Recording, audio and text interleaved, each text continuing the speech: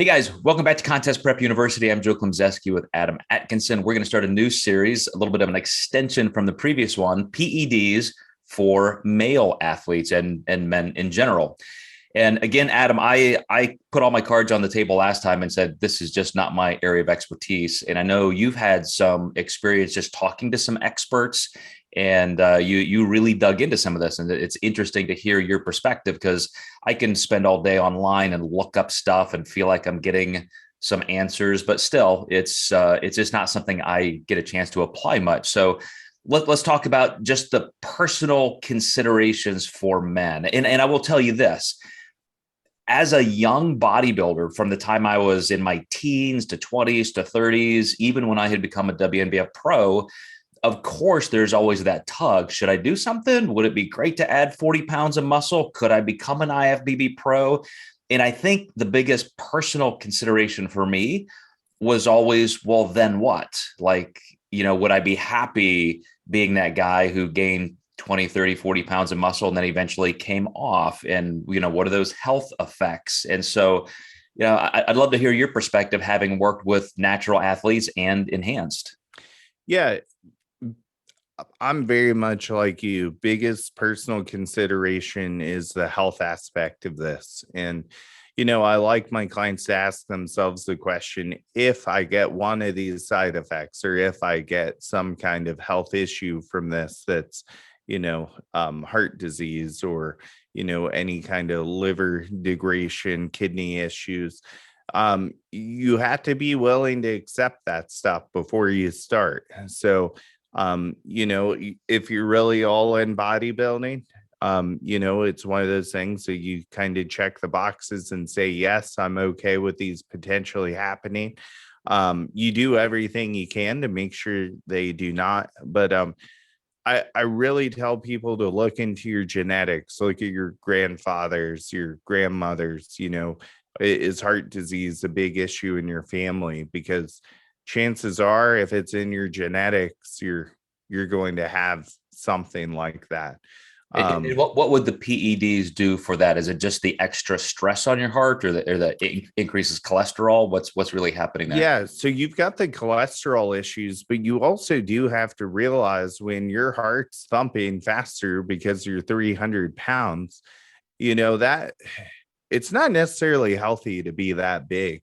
Some people are going to handle that better. My personal experience with, bodybuilders is some of them develop apnea as soon as they get over a certain body weight, no matter how lean they are. So just the aspect of you, not being able to breathe at night, your heart starts beating faster to get oxygen. And it's just really not a healthy way to live if those things start happening. Now, some people are going to have better health genetics for this, and some people might not skew as badly, but there definitely are the risk, and there's no guarantee until you dive in and kind of see what happens. I'll give you a couple of really quick anecdotes. I remember seeing Greg Kovacs, who is a bodybuilder who I think is deceased now because of enhancement. And he was one of these, original Muscle Tech sponsored athletes. I believe he weighed almost 400 pounds in the off season, just a massive man. And in the Arnold Classic, where the auditorium temperature seemed like it was 50 degrees, he was sitting at a table signing autographs in a stringer tank top, just wiping sweat from his brow, just because, as you said, the amount of stress it takes. But I recently had a client was talking about, experimenting with a small cycle, and man, if I do this, could I win? And what's going to be, what's the upside, and so forth. And I had to say, well, as soon as you stop, at least this came up in conversation, all of those gains go back away. I mean, some incredibly quickly, some a little bit more slowly. But when you no longer have that hyperinflated hormonal environment, you no longer have the stimulus for that muscle retention. And so it goes away. And this client said, well, then why would I even start? And I said, well, that's always been my biggest personal consideration.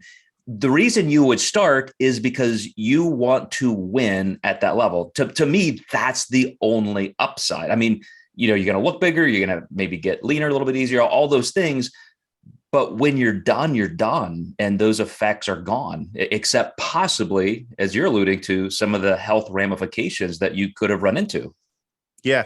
I mean, if your heart's beating harder, I like to think of the heart like an engine. There's only so many miles you get out of it.